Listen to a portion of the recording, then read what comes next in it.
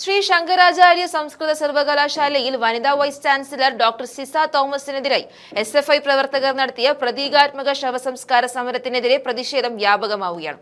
സർവകലാശാലയുടെ പരമോന്നത പദവിയിലിരിക്കുന്ന വനിതാ വിസിക്കെതിരെ നടത്തിയ ഈ സമരാഭാസം വ്യക്തി എന്ന നിലയിലും ഭരണാധികാരി എന്ന നിലയിലും കടുത്ത മനോവേദനയും മാനസിക ആഘാതവുമാണ് സൃഷ്ടിച്ചതെന്ന് കാലടി സർവകലാശാല അധികൃതർ ചൂണ്ടിക്കാട്ടിയിരുന്നു.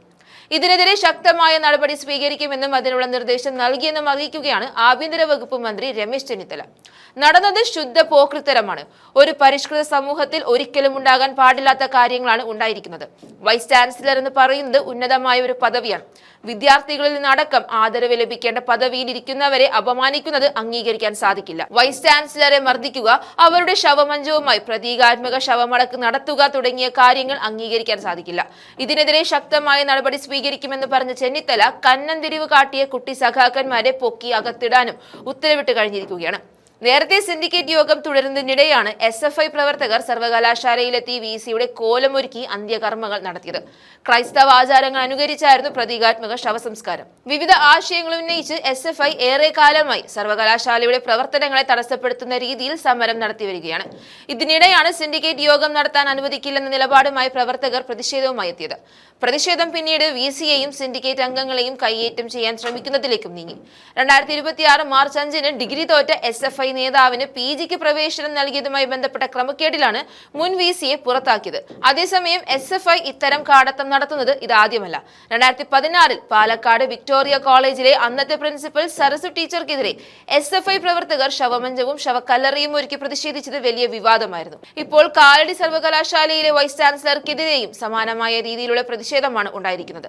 ചെന്നിത്തല ഈ വിഷയത്തിൽ പ്രതികരിച്ചിരിക്കുന്നത് ഇങ്ങനെയാണ്. കേട്ടുനോക്കാം. ശക്തമായ നടപടി സ്വീകരിക്കും. അതിന് പോലീസിന് എല്ലാ തലങ്ങളിലും നിർദ്ദേശം കൊടുത്തിട്ടുണ്ട്. ഓണക്കാലത്ത് ലഹരി ഒഴുക്കുന്നവർ, സ്പിരിറ്റ് ഒഴുക്കുന്നവർ, അതോടൊപ്പം തന്നെ കഞ്ചാവ് ഉൾപ്പെടെയുള്ള ലഹരി പദാർത്ഥങ്ങൾ ഒഴുക്കുന്നവർക്കെതിരെ കർശന നടപടി ഉണ്ടാവും.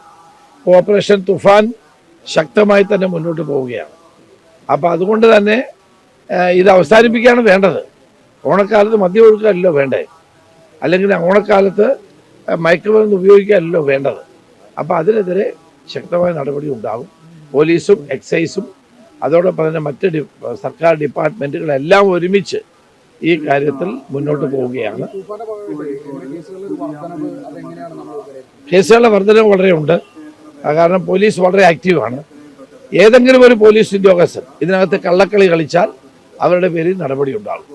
അത് ശക്തമായി തന്നെ നിർദ്ദേശം കൊടുത്തിട്ടുള്ളതാണ്. അതുകൊണ്ട് ഓപ്പറേഷൻ തുഫാനകത്ത് ഒരു രാഷ്ട്രീയവുമില്ല. എല്ലാവരും ചേർന്ന് വിജയിപ്പിക്കേണ്ടതാണ്.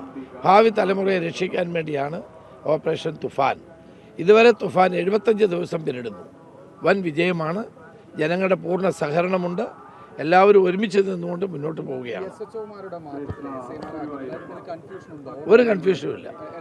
എല്ലാം ഇന്നും നാളെ കൊണ്ട് എല്ലാം പിന്നെ അവരുടെ പോസ്റ്റിംഗ് നടന്നുകൊണ്ടിരിക്കുകയാണ്. ഈ ദിവസങ്ങളിൽ അത് പൂർത്തിയാകും. എല്ലാ സ്ഥലങ്ങളിലും ഉണ്ടാകും. അത് ഇന്നും നാളെ കൊണ്ടെല്ലാം പൂർത്തിയാകും. വളരെ വളരെ ദൗർഭാഗ്യകരമായ സംഭവമാണ്.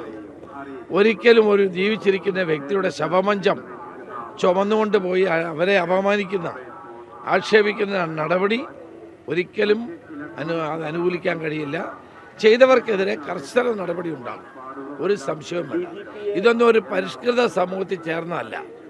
ഒരു വൈസ് ചാൻസലറെ, ജീവിച്ചിരിക്കുന്ന വൈസ് ചാൻസലറുടെ പേരിൽ ശവമഞ്ചം ഒരുക്കുക, ഇതേത് പ്രാകൃതമായ സമര ആഭാസമാണ്. ഇതിനെ എങ്ങനെ അംഗീകരിക്കാൻ കഴിയും? അതുകൊണ്ട് അത് നിയമം അനുശാസിക്കുന്ന ശിക്ഷ അവർക്ക് ലഭിച്ചിരിക്കും. അല്ല, ഗൗരവമായ കാര്യമല്ലേ ഇത്?